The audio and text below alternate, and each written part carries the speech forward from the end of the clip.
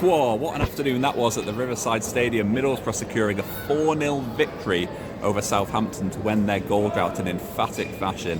Middlesbrough had to wait 4.5 games to get their first goal of this little run, a run which had been sparking a little bit of concern among supporters with us not finding the back of the net. We'd been so prolific previous to that under Kim Hellberg, but since then we have had to be a little bit patient, been dominating games a lot, creating a lot of chances, but just not really finding the back of the net. But that all changed in the second half against Southampton. It was quite an even first half, one with a lot of chances for both sides, looking like it could potentially be the same old story for Middlesbrough. But in the second half, we just really came to life with some wonderful goals as well. Morgan Whittaker got 2, Alan Brown got a goal as well, and Sammy Silvera got a goal with a really well taken effort as well. He got on the end of a pass from Luke Ayling, lashed it into the bottom corner of the net. The first goal from Morgan Whittaker was a wonderful pass from Matt Targett, which went straight through the heart of Southampton's defence, and then Middlesbrough just looking really comfortable from then on in. It was really just a case of Middlesbrough getting back to their glorious best that we saw just a few weeks ago under Kim Hellberg, sort of playing swashbuckling football, really bursting forward with real promise and desire, and ultimately creating a lot of problems for Southampton's defence. Southampton were an interesting one today. You look at the team sheet, there's a lot of quality there. The first half they did look dangerous. Finn Azaz created a lot of problems in that first half, just really dropping into those little pockets of space and causing a lot of problems for Middlesbrough. Of course, Middlesbrough know all about Finn Azaz from his time at the club. Of course, he left Middlesbrough in the summer under a bit of a dark cloud, leaving for £15 million. There was a bit of a talk about how he didn't always feel backed by the Middlesbrough supporters, but Middlesbrough supporters certainly made their feelings clear towards him. Today he was booed every single time he got on the ball at the Riverside Stadium. He did look really up for it, to be fair to Azaz. He looked really dangerous when he got on the ball, but of course when Middlesbrough went on to really take control of that second half, he was the main recipient of a lot of stick from the Middlesbrough supporters. At the end it was quite interesting as well, with Finn Azaz making his way off the pitch. He'd just been cheered along with the rest of the Southampton players from the travelling Saints fans who'd made their way all the way up from the south coast in these horrible snowy conditions, and then there was a few words between Finn Azaz and the Middlesbrough supporters. They'd made their feelings very clear to Azaz throughout the game by booing him, calling him a couple of expletives which I won't use on this channel, but he'd clearly heard them throughout the game. There was a few words exchanged, a few more chants coming from the red faction in the south stand. And Finn Azaz, you could see him gesturing towards them, saying probably some expletives of his own. Not really happy with how the afternoon had gone. Clearly very frustrated.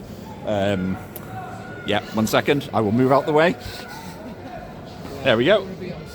That's all right. Stopping people from doing their jobs here at the Riverside.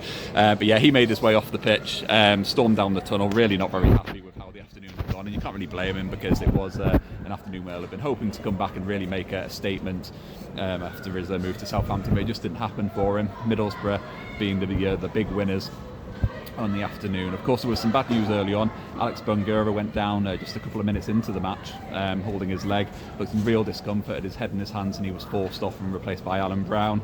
Not too sure yet how severe that was, but it did look quite serious. It did look like he was really quite frustrated at that, but Middlesbrough coped with that fairly well. Targett played in central defence to start off with, moved over to the left.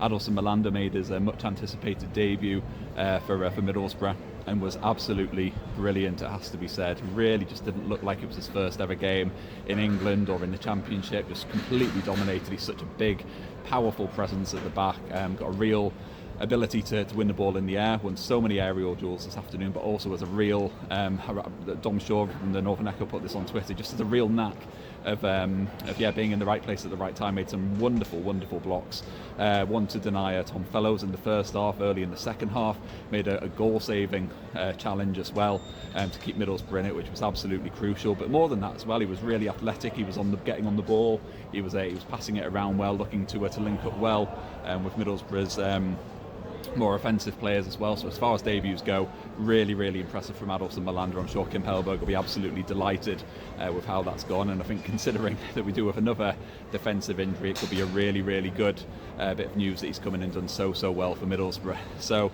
really good afternoon for Middlesbrough. A really bad afternoon for Finn Azaz, which is pretty funny.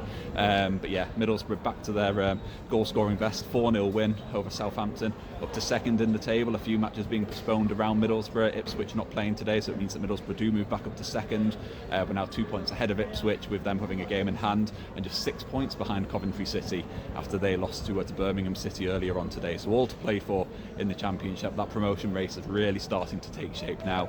It really is as you move into January or maybe February, when the table starts to take shape and you really can kind of see where Middlesbrough are in terms of what they're going to be challenging for this season. But this victory today felt really, really important to not just get back to winning ways, but also score some goals and get some confidence within the team, which I think will do us really, really well for the weeks ahead. West Brom next week coming up, and that's away at the Hawthorns. But for Middlesbrough, there'll be a week ahead of, I'm sure, plenty of transfer speculation. The transfer window is now open, so there will be talk of incomings and outgoings, and we will have all of that right here on Bonkers for Boro. So if you have enjoyed this, please do hit like, please do hit subscribe, and I will catch up with you next time.